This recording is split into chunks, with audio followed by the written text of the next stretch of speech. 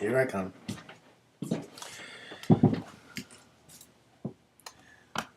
Hello, everybody. Let's see if I can do this. Whoa. Crazy cat in here. Hello, everybody. I just wanted to talk about or relay an experience that I had. Let's move this around. Related to consciousness that I had several years ago when I was driving a box truck delivering parts over in the nighttime. So I'm driving a big box truck, big diesel rig, whatever. Big, you know. Not a trailer truck. I'm not a trucker. So I'm not that good. And I'm not doing that now. It's just a job I had for about a year. Anyways, so the night's done. I'm driving home. Driving back to the home base in Portland, Maine from Bangor. And the sun's just coming up, whatever. But my experience is I'm driving along. Here I am, holding the wheel, driving along, listening to the radio. And just like that, all of a sudden, I don't know who I am, where I am, what I'm doing, or how I'm doing it. This is my experience at that second. In that instant. Right out of nowhere, all of a sudden, I'm still holding the wheel, but I don't know what this wheel does. I don't know what I'm supposed to do, what I'm doing, where I'm going, or even if I'm going anywhere, if I'm moving. I don't know what's happening. I don't understand. Don't know who I am or anything. Just in a split second. Everything was fine, and then all of a sudden, I know nothing.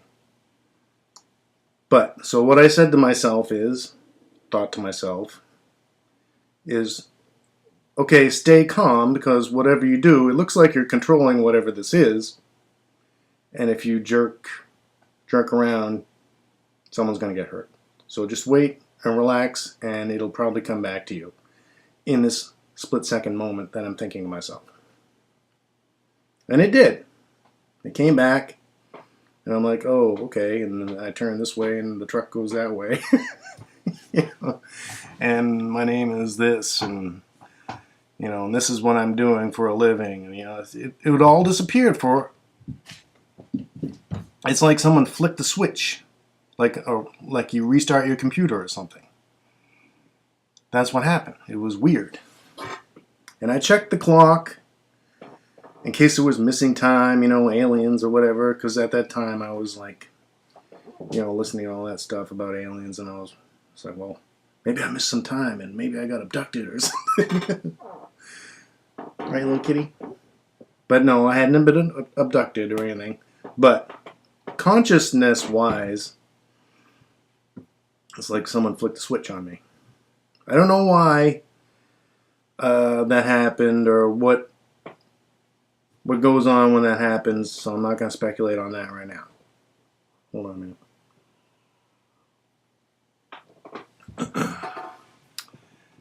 But what I do want to relay in this is when I, so to speak, came to, I'm not sure that there was any time lapse or anything. It could have been instantaneous. Flick, restart your consciousness or restart your information. I don't know. But when it was flicked on, the one thing that I did know was that I exist. The consciousness that is playing this reality out. I exist. I knew that, and that I was aware. I exist, and I'm aware, and that's all I knew, and we'll figure the rest of this out, how to drive this truck, or whatever's happening. I didn't know what was happening. So that leads me into another experience I had a couple decades ago. Now, careful, kitty. Where I was doing nitrous oxide or something.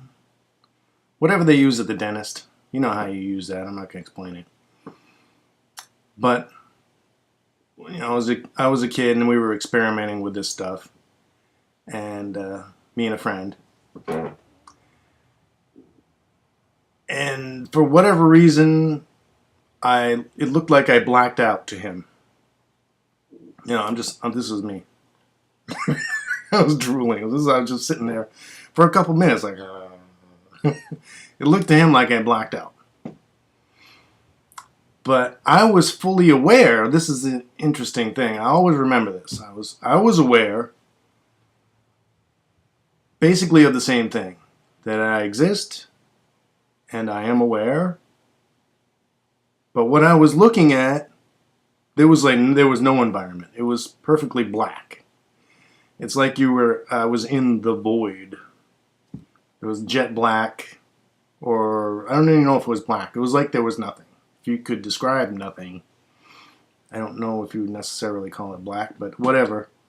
There was nothing, but I did know that I existed, and that's all I knew.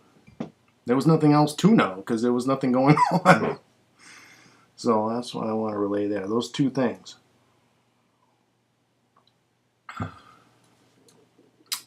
Seem to inform me about consciousness. Where now I believe that my essential self is consciousness, which is basically awareness or something. I'm not sure how that works, and it's not, myself isn't the information about my life or my personality. Your personality is just information, likes and dislikes, and you can write all that down in a book. I don't think that's me, because when you get right down to it, take everything away, I still feel as if I exist. Not me, Jason, with this body, but me, my consciousness. I just feel that I exist. So take everything away, and you're just sitting there going, well, not necessarily sitting, but you're just aware, and that's it. That's all there is. Hold on a minute. So, in this world, your personality is you, because that's how it functions. You don't function based on just I am. You could, I guess, maybe. But people aren't reacting to just your awareness. They're reacting to your body and what you do with it. And, what comes out of your mouth. And, what you say. So, they're reacting to your personality. Not just your consciousness. So, now what's my next point? Alright, so if your personality is information, then it can be altered. You can change it.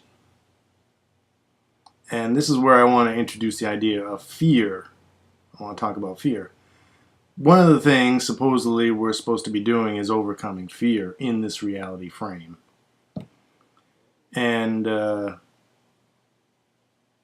fear is different for different people, right? So it's information. It's this personality, which is a bundle of information, has accrued over time different fears, which are beliefs in the likelihood of discomfort, and also value judgments on what discomfort is, right? People can, I think fear is based on discomfort. Pain is discomfort. It's just intense discomfort. So we should really separate out. I mean, there's realistic fears, like put your hand on the burner. Don't do that, because from experience, it only takes really one time, because then it's a value judgment. One time is enough for me to decide forever that I don't put my hand on this burner. But With other things, it could take many, many times before you say for sure in your mind, okay, I'm going to believe that it's bad. Like things that aren't quite so obvious. Things like, personal fears like fear of ridicule or whatever, things like that. It may take a buildup of time to convince you that it's something worth fearing. That the discomfort is real enough to you to go ahead and avoid those situations, whatever those situations are. But either way, you can, in these irrational fears, like awkward situations, like I personally am a shy person, and so all the things that come with that, like public speaking, I avoid that. Even though I'm here on YouTube, this is easy on YouTube, so I'm just talking to myself here. It doesn't necessarily have to go out. But so I avoid those situations, even though it's not a rational fear. Nothing's going to happen to me, but it is uncomfortable to me because it's uncomfortable to me because I fear certain things, like, oh, what are they thinking about me? All that. So it's still irrational, but I'm still uncomfortable, and that's enough. Whereas other people are perfectly comfortable with it, and they go ahead and do it, so they have decided it's okay. So, but fear is still information-based, and that means you can go in and change it one of two ways. One is you can do it through experience, face that fear, oh, there's a snake over there, and go ahead and, get next to it or whatever you got to do, face your fear. And then you'll build up an experience that, okay, it's not that bad. And then you won't fear it, So that's one way to change your fears. I don't know if that's necessarily how we're absolutely supposed to do it, but there's another way to do it. And you can convince yourself through telling yourself logically, over time, every time you see a snake, that's, you could say something like, snakes love me, or whatever, I don't know what it is.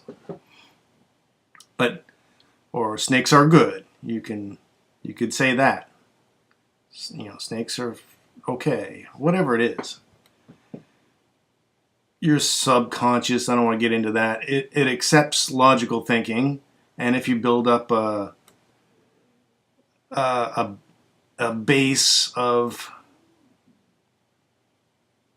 experience for your subconscious that snakes are good, then it'll outweigh your past history of snakes are scary and I gotta run from them.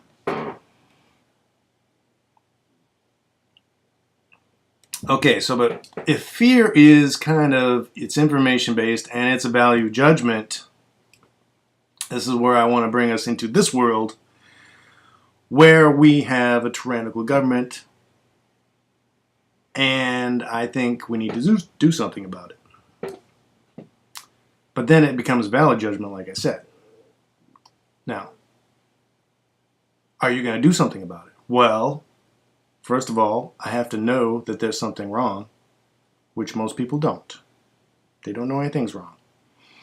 They don't know that there's a bunch of thugs running their government and imposing laws which are just like, club rules, And they have enforcers, which are the police and others. They don't know this. Okay? And then you get to the people who do know, and then you get into fear. See, if you're just not looking at it, you're not going to fear it. Yeah?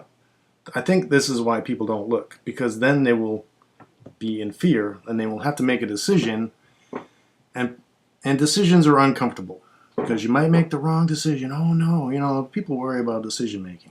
But that's why we're here, is to make decisions. It's one of the reasons that we're here.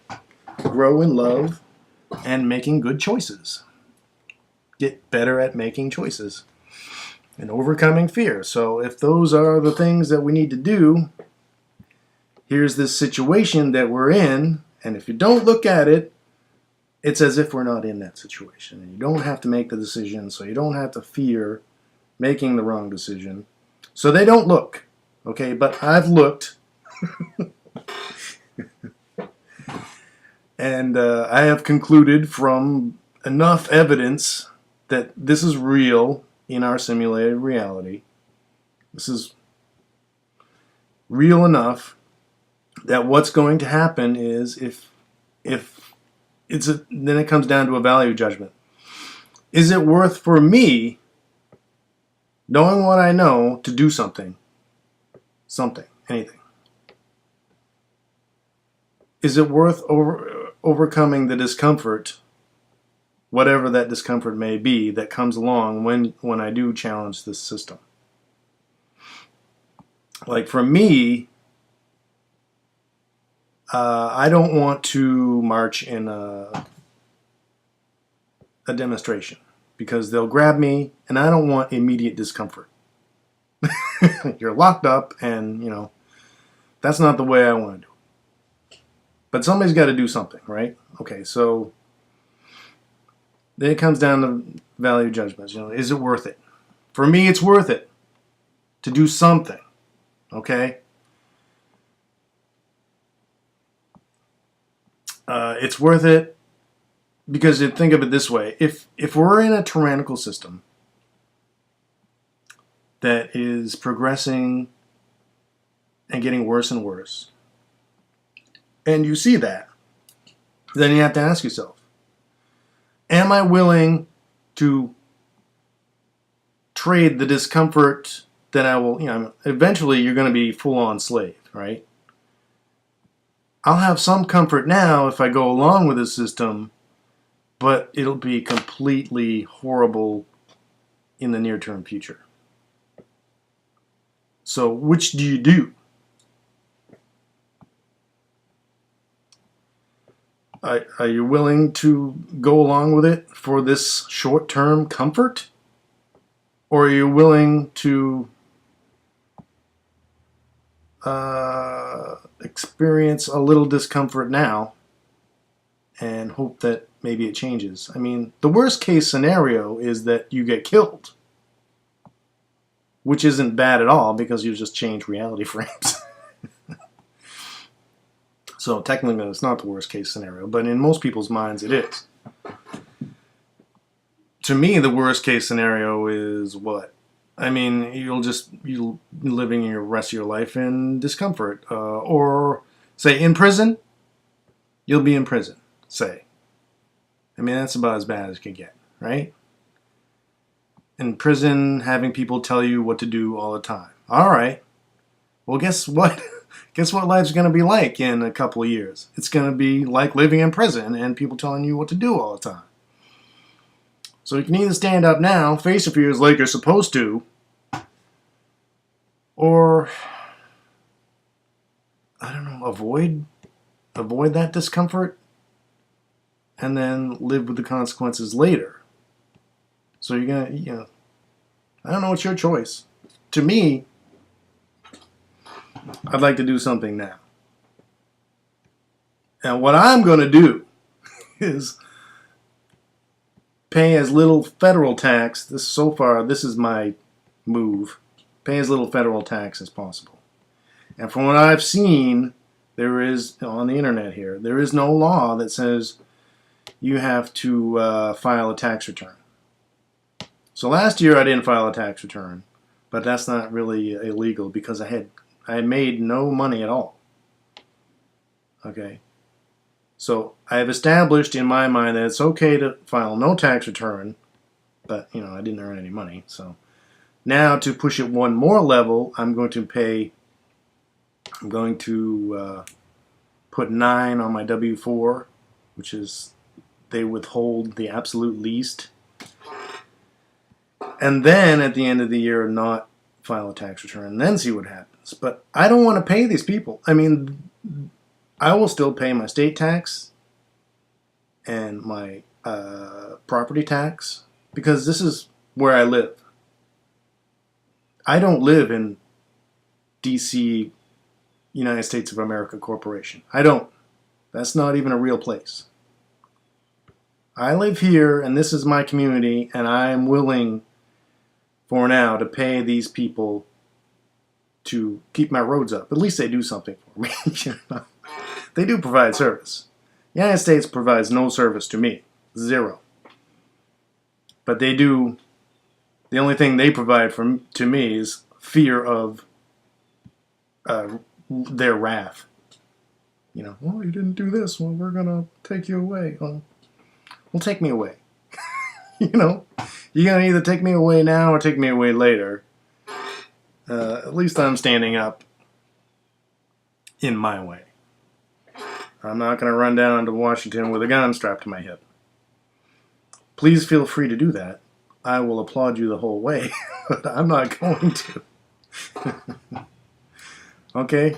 So, good luck and stand up if you want to. That's your decision. Okay, good day.